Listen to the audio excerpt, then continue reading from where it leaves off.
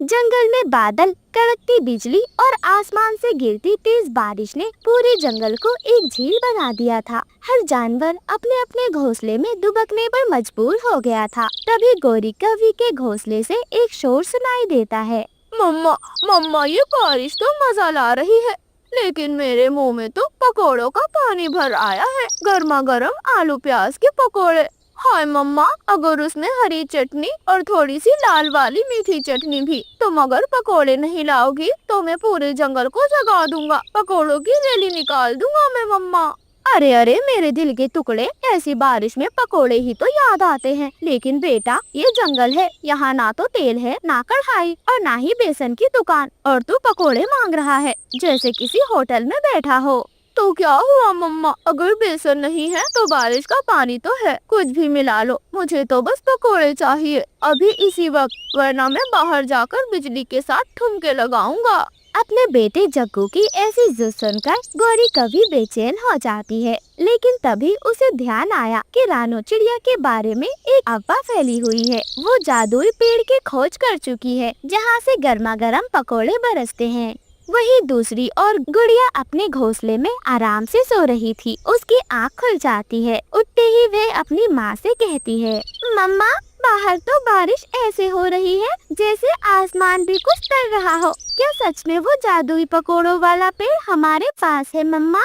हाँ हाँ गुड़िया बेटी, एक दिन जब मैं बारिश से बचती हुई झाड़ियों में जा रही थी तब मुझे वो पेड़ दिखा। उस पर से ताजे ताजे पकोड़े टपकते हैं और एक एक में इतना स्वाद है, खाओ तो जैसे लगता है बूंदों में भी मसाले घुले हों। मम्मा, फिर हम चुपचाप क्यों खाएं? मैं तो अपने दोस्तों को बुलाऊंगी और हम सब मिलकर पकोड़ों की पार्टी करेंगे मम्मा। हाँ हाँ गुड़िया बेटी, क्यों नहीं, उस पेड़ से हम सबको पकोड़े खिलाएंगे। बारिश का समय है, वैसे भी जंगल में दाने की बहुत कमी है। शायद भगवान ने हमें इसी दिन के लिए ये पेड़ की खोज करवाई ताकि जंगल के पक्षी बारिश में पकोड़ों के मजे ले सके, ना कि बारिश में भूखे मरे। वहीं दूसरी तरफ गौरी कौवी भागती हुई सीधे रानो चिड़िया के पास आती है और उससे कहती है, रानो बहन, तू तो जानती है ना मैं जरा जलनखोर टाइप की कवि हूँ, पर आज मेरी औकात मेरी चप्पल जैसी लग रही है। जग्गू ने पूरे जंगल को सर पर उठा रखा है पकोड़ों के लिए, और तेरे पास तो जादुई पेड़ है और तू बहन नहीं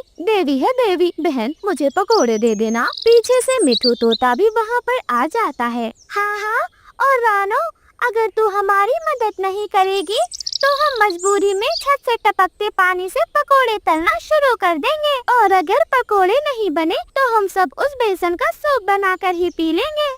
इतना सुनकर रानो चिड़िया हंसने लग जाती है। अरे भगवान, पकोड़े तो दिल से बांटे जाते हैं। जलन के बदले अगर प्यार देंगे तो हर पेड़ पकोड़े देने लगेगा। चलो सब मिलकर चलते हैं उस पेड़ तक, लेकिन सावधानी से। वह रास्ता जरा फिसलन से भरा हुआ है। और फिर जंगल के सभी पक्षी भीगते हुए उस पेड़ तक पहुंच जाते हैं। वह पेड़ के नीचे बैठे हुए थे और गर्मा गर्म पकोड़ों की खुशबू उनके नाक तक आ रही थी। हाय हाय पकोड़े, मजा आ गया। देखो तो मैं सबसे पहले लूंगी, और अगर किसी ने मुझसे छीना तो बूंद बूंद चटनी के लिए रुला दूंगी सबको। गौरी कौवी फौरन फड़फड़ाती हुई उड़ती है और सीधे पेड़ के ऊपर चढ़ जाती है। दोस्तों, मैं पकोड़े तोड़ लूं, उसके बाद ही आना, ठीक है? ऐसा कहकर गौरी कौवी अपने पर से पकोड़े तोड़ने की कोशिश करती है, लेकिन बारिश की वजह से पेड़ थोड़ा चिकना हो गया था। गौरी कौवी का पैर फिसल जाता है और वह धड़ाम से नीचे गिर जाती है। हे भगवान, हे भगवान, ये क्या हो गया? हाय मेरी कमर।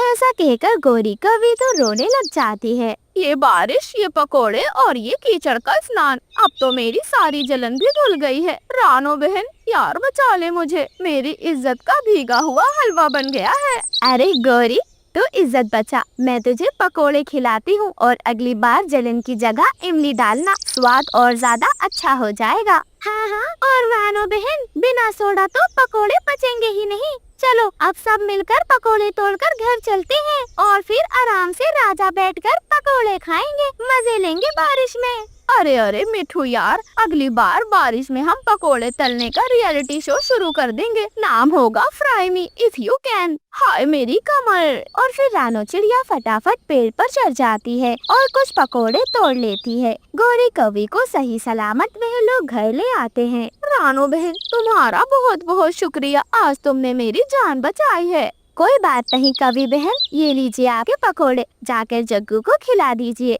मिठू भैया ये आपके लिए, जैसे मन चाहे वैसे खाएं, चाहे सोडे के साथ या चाय के साथ। मैं तो चली किचन में चाय बनाने।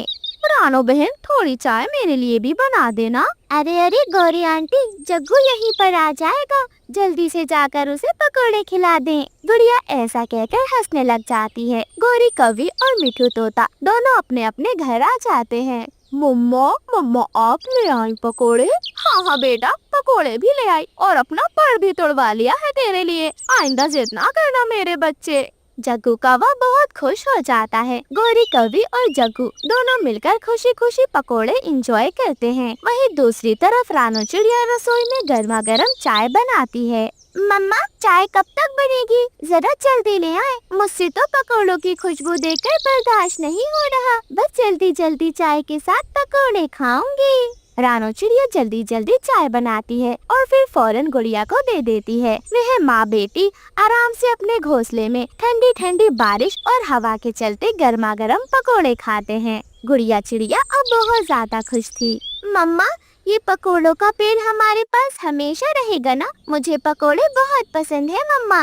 गुड़िया बेटी जब तक भगवान चाहेंगे ये पेड़ हमारे साथ ही रहेगा। मम्मा क्या जंगल के सभी पक्षी हमारे पेड़ से पकोड़े तोड़ेंगे? हाँ गुड़िया बेटी, ये पेड़ सबके लिए है, सिर्फ हमारे लिए नहीं। चलें, अब आप जल्दी से पकोड़े खा लें, उसके बाद सो जाना, रात हो चुकी है। ठीक है मम्मा। और फिर रानो चिड़िया और उसकी बेटी गुड़िया मिलकर पकोड़े खाती हैं। इस कहानी से हमें सीख मिलती है, सच्ची दोस्ती वो होती है जो पकोड़ों की तरह गर्मा गर्म और बारिश की तरह प्यारी हो, और जलन उसे बारिश की कीचड़ में बहा देती है। आप सभी का धन्यवाद। कुकू भागा भागा अपने स्कूल से आता है। मम्मा मम्मा मैंने सोच लिया है, आज मैं नानू के घर जाऊंगा। मुझे नानू की बहुत याद आ रही है। नानू वाले जंगल बहुत मजा आता है। कुकू बेटा कहाँ से सीख कर आते हो रोज की नई नई बातें? आपके नानू का जंगल बहुत दूर है। दूर है या नजदीक है? मैं जाऊंगा जाऊंगा तो जाऊंगा। कुकू बेटा जिद नहीं करते, जंगल में बहुत ठंड पड़ रही है। हाँ तो स्कूल की छुट्टियां हो रही हैं, ठंड की छुट्टियों में मैं नानू के घर जाऊंगा। जंगल में बहुत ज्यादा ठंड पड़ने लगी थी और साथ ही साथ बर्फ भी गिरना शुरू हो गई थी। सारे स्कूलों में छुट्टियां हो गई थी। सारे छोटे पक्षी अपने मम्मा बाबा के साथ घर में बैठे हुए थे। रात हो जाती है। किसी न किसी तरह मम्मा चिड़िया अपने बेटे कुकू को सुला लेती है। मैं क्या करूं? कुकू बहुत जिद कर रहा है, वो माँ वाले जंगल जाना चाहता है। क्या बनेगा कुकू का? सुबह हो जाती है। कुकू जैसे ही नींद से उठता है, मम्मा मेरा सामान पैक कर दे, मैं जा रहा हूँ नानू वाले जंगल। कुकू कितनी बार समझाया है, जिद नहीं करते। बहुत ठंड पड़ रही है, ठंड के कारण हम छोटे पक्षी बहुत जल्दी मर जाते हैं। मम्मा मैंने जाना है, मैंने ये सर्दियों की छुट्टियाँ नानू के पास गुजारनी है। मैं नहीं रहूंगा यहाँ पर, मैं बता रहा हूँ। मम्मा चिड़िया अपने बेटे कुकू को समझा ही रही थी कि दरवाजे पर जग्गू आ जाता है। यार कुकू दरवाजा खोलो, मैं हूँ जग्गू कौवा। मम्मा मेरा दोस्त जग्गू आ गया है, मैंने जग्गू से भी कहा था कि मेरी नानू वाले जंगल चलना है। कुकू बेटा नहीं जाना नानू वाले जंगल, कितनी बार मना किया है मैंने आपको। कुकू अपने दोस्त के लिए दरवाजा खोलता है और उसको अंदर लेकर आ जाता है। कुकू कुकू अपना सामान पैक करो, चले तुम्हारे नानू वाले जंगल। नहीं जग्गू बेटा, मैंने इसको परमिशन नहीं दी है, बहुत ठंड पड़ रही है और मेरी माँ वाला जंगल तो पहाड़ों की ओर है, वहाँ पर तो और ज्यादा ठंडी पड़ती है। जग्गू बहुत ही ज्यादा शरारती बच्चा था। वो कुकू के कान में कहता है, यार कुकू चलो